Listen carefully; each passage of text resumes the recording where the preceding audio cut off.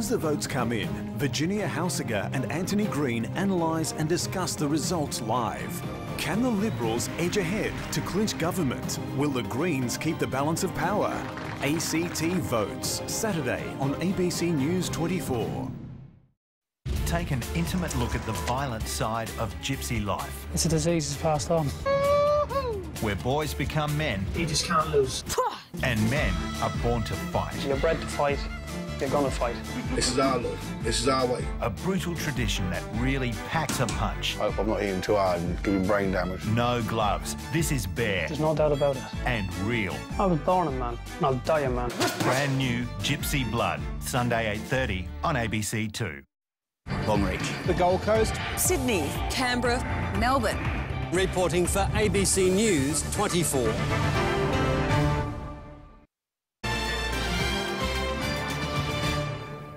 The top stories we're following on ABC News. The Nine television network appears to be safe from administration, with the company declaring a deal's been reached with its creditors. Nine Entertainment Group executives in Sydney have been in talks since yesterday with representatives from investment bank Goldman Sachs and US hedge funds Oaktree and Apollo. This afternoon, Nine's boss David Gillard emerged to declare Nine debt-free, with Goldman Sachs to take a small equity stake in the company, while the hedge funds will control the rest. Ergon Energy has announced it's slashing 500 jobs across Queensland. Queensland's regional electricity supplier has told unions it'll axe 500 permanent and temporary staff by the end of June next year. Australian cycling officials have sacked admitted doper Matt White after he was implicated in the Lance Armstrong drug scandal. Cycling Australia says White's admissions contravene its anti-doping policies and make it impossible for him to keep his role as coordinator of Australia's men's road team. And the US President Barack Obama has delivered the re-energised performance his campaign had been promising ahead of the second presidential debate. The two candidates clashed repeatedly, interrupting each other on a range of questions from the economy to social issues. I'm Jo McDiarmid, and that's the latest from the ABC Newsroom.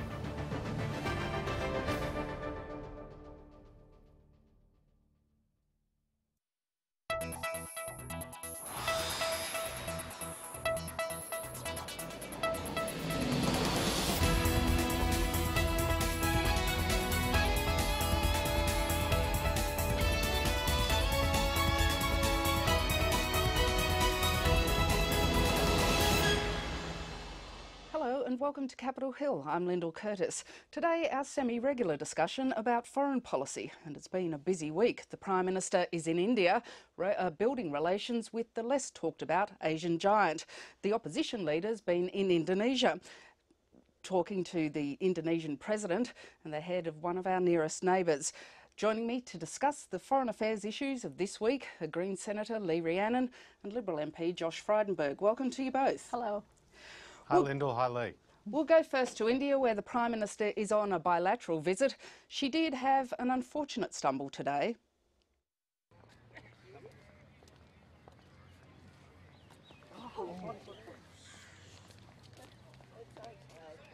But has her diplomacy been more sure-footed? She's engaged in some soft diplomacy. There's a series of cultural events going on called Ozfest, and she gave cricketer Sachin Tendulkar an Order of Australia. But there's also the more important bilateral relationship, and she's taken over Australia's willingness to export uranium to India. She's also put India in the top ranks of Australia's diplomatic relations. So India is at the forefront of our thinking and the forefront of our relationships in the world. Just like we put at the forefront of our thinking our relationship with the US, with China, with Japan, with Indonesia, with Korea, India is now at the forefront of our thinking. Josh, India is the other Asian giant. Does it yet deserve to be in the top ranks of Australia's diplomatic relationships? Yes, I do think it should be, because India is not only a country of 1.3 billion people, but it's now our fifth largest trading partner, and with a growing middle class estimated by McKinsey's to reach over 500 million people by 2025. This is going to create huge economic opportunities for Australia, both through tourism and through its Indian students coming here, as well as the demands out of India for Australian natural resources, including food. So I think this is an important trip for the Prime Minister to make. But I think it's a belated recognition by this government about the importance of India, because the Prime Minister's been in office for more than 2 years, Lyndal, and this is her first proper visit to India. When Bob Carr's travel itinerary includes Mongolia and Malta, he does not actually go to India. Whereas when on our side of the fence, John Howard has talked, when he was Prime Minister, talked a lot about India, and in 2006 made an important visit there where he announced that we would export uranium to India. If you remember, that was abandoned, that commitment, by Kevin Rudd and subsequently by Julia Gillard, and now we've had a belated reversal of that role. So I think this government's been very late to the game when it comes to India. We'll talk about uranium in a second, but Lee, given that India is a democracy, it's the other Asian giant, is it worthwhile increasing the sort of input, the diplomatic relationship, the economic relationship we have with India? Oh yes, Australia has a great deal of work here, and the Prime Minister's trip is very welcome because Australia has been slow to adjust to the Asian century. An Indian Prime Minister hasn't been here for 20 years, so while Josh tries to paint that his government has done, his party did a good job when they were in government with India, they've also been slow off the mark, and we have a lot of work to do to pick up on our exports. They only, exports to India from Australia only amount to about 6% of our total exports, and all this fuss around uranium, sending that to India, is taking Australia down the wrong track. The growth is in renewables in India. That's where they're starting to increase their energy, sourcing more of their energy from, not from uranium. Are you confident that the safeguards can be put in place that would allow uranium sold to India to only be used for peaceful purposes? Oh, not at all. On the very day that our Prime Minister announced this deal with the uranium going to India, the Indian government actually fired off one of their long-range missiles that could put nuclear warheads into China. And this is really fueling a nuclear arms race in the subcontinent. Josh, as you said, the Howard government was ready to export uranium to India. Joe Hockey said today that that coalition government would be ready to sell to anyone who is ready to buy, but presumably there are countries you wouldn't want to export uranium to, and the safeguards you can get in the countries you do export to are paramount. Yes, safeguards are important, but Australia adopted under this Labor government a nonsensical position because we are one of 44 countries in the nuclear suppliers group, and we export uranium to countries including China and Russia. But we wouldn't export it to India when we know that they were going to use it for civilian purposes, a clean form of energy being nuclear energy for civilian purposes. So understandably the Indians didn't like that decision, and they couldn't understand the duplicity in our position. So while Lee is happy to say there was no Indian Prime Minister for 26 years, which is true, an Indian Prime Minister was going to come to Australia, to Choggum in Perth last year, but decided to snub us because the Gillard government had at that stage not reversed its opposition to selling uranium to India. If we could go to the question of soft diplomacy, I mentioned at the top of the program that the Prime Minister had given cricketer Sachin Tendulkar an Order of Australia. Josh, what's the value of that soft diplomacy, of giving an award like that, of doing the sort of cultural events that are involved in what's called Ozfest?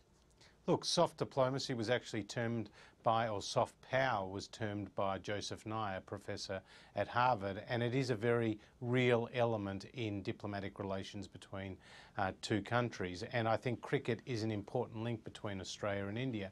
So I would welcome the recognition of Sachin Tendulkar with this honour, and not forgetting that Brian Lara from the West Indies in 2009 also received such an award. So I think it's an important element of our relationship sport, and I think that this honour is very much consistent with that.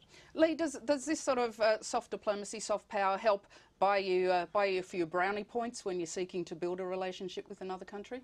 Oh, well, you can describe it in that way, but it just reminds us that we're all human. And I think when we're talking about Asia, you remember the famous ping-pong diplomacy that was heralded the recognition of China. So it has a long tradition here. And Sachin Tendulkar is loved by so many Australians. And it's interesting that some of his fantastic batting achievements were actually made against Australia. So I think it's a really good move of the Australian government.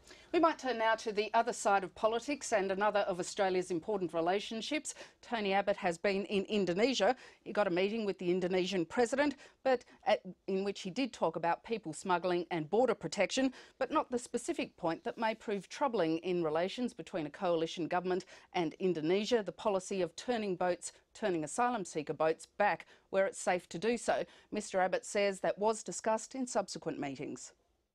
The last thing I'm going to do is go into detail of discussions that I've had with the President and other officials in Indonesia, but it's simply wrong to say that we haven't discussed coalition policies with the Indonesians, and particularly the meeting between Julie Bishop and Scott Morrison and Foreign Minister Marty Natalegawa went into considerable detail of the opposition's policies. Josh, do difficult issues simply not get discussed in leaders' meetings, particularly when you're an opposition leader, or is this something that Mr Abbott could have raised and said it may well be an issue we have to manage if the coalition wins government? Look, Lyndal, this is a furphy put up by the Labor Party. The truth is border protection is a difficult issue and it was raised at the leader level. And the fact that Tony Abbott went to Jakarta and got a meeting with the President is very significant. It means that they see him as the leader in waiting, and it's not uncommon in diplomacy for further details on particular issues to be worked through by ministers and shadow ministers, in this case by Scott Morrison with his Indonesian counterpart. So this is totally consistent with normal forms of diplomacy, and I think the fact that the Labor Party has made a big song and dance about it indicates that they are feeling very nervous about their standing on foreign policy, because the Indonesian-Australia relationship has withered on the vine, like so many of the bilateral relationships under this Gillard government. And let's not forget, Lyndal, that live animal exports were cancelled by the Australian government to Indonesia without even notifying the Indonesian counterparts in advance. In fact, the Indonesians found out about it on an ABC radio broadcast into Jakarta. There have been other pitfalls in the relationship with Indonesia before Lee. One of those, of course, was East Timor for a long period of time over successive governments. Does the fact that an opposition leader can go to Indonesia and get a meeting with the Indonesian president show that relations are in fact good and Indonesia counts Australia as a friend? Oh yes, I think it shows that, but I think that Josh is certainly reading too much into it, and he also should be more forthcoming here. Is the coalition's position that they would be towing back boats into Indonesian waters? Is that what they're planning to do? And defying Indonesian policy, what they've stated, that this should not happen. And that's where the coalition is still not coming clean on what they actually intend to do. And Mr Abbott's visit to Indonesia has just further highlighted the inconsistency of what he does overseas and what is announced in Australia. And just on the live exports issue, again where Josh is really being a bit misleading there, is that the Indonesian government has been planning to phase out live exports from Australia. They announced that in 2009. And that's that is not true. Oh, it is absolutely true, Josh, and I'd be happy to go through with you. And within a few years, live exports will be finished. If I could just ask you both quickly, do you get a lot of value, particularly when you're in opposition or you're a member of the minor parties, from the sorts of overseas trips that you can do as a parliamentarian? First to you, Josh. Absolutely. Look, I think it's very important that the alternative Prime Minister, namely Tony Abbott, gets that experience and builds those relationships with our important bilateral partners overseas. And he's doing that. He was recently in China, he's now in Indonesia, he's obviously visited the troops in Afghanistan, and Julie Bishop is constantly on the road. So these is very important from our side. And when you consider that this government has a very poor record, Lyndal, an absolutely poor record in foreign policy, I think it's even more important for the opposition to show its credentials on the world stage. And Lee, overseas visits are worthwhile? Oh, look, for the Prime Minister and ministers, clearly it's part of the job. I think when you look at backbenchers, one does need to weigh it up. In this era of the internet and extraordinary mobility and sharing information, I think one needs to judge how useful they are. And a quick final question. The UN Security Council vote is to be held, I think, tomorrow. Josh, do you think while diplomats are saying it will be a close vote, that Australia's in with a chance of getting one of the non-permanent seats? Australia's definitely in there with a chance. It's a secret ballot, so you just never know whether the promises that have been made to you are going to come to fruition. The point is, it's all well and good for Australia to be pursuing a seat on the UN Security Council. We're the 12th largest donor to the United Nations, and we are a significant country. But my issue is the way this government has conducted its campaign. It's compromised its values.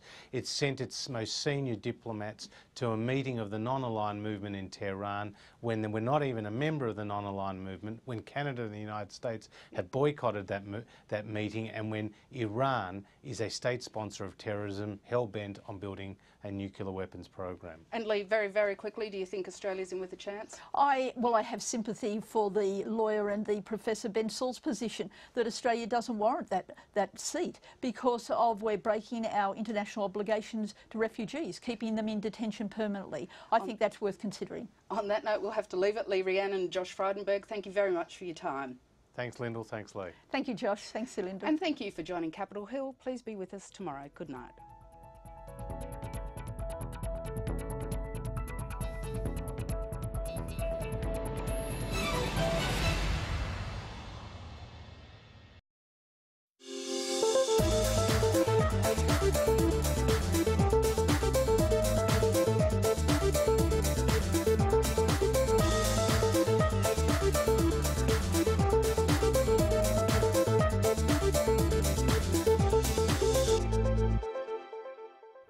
Hello, I'm Simon Palin and you're watching the Consumer Quarter. We take a look at the retail sector and at the issues affecting you as a consumer. In this edition, the supermarket milk price war is sending many Aussie farmers bankrupt.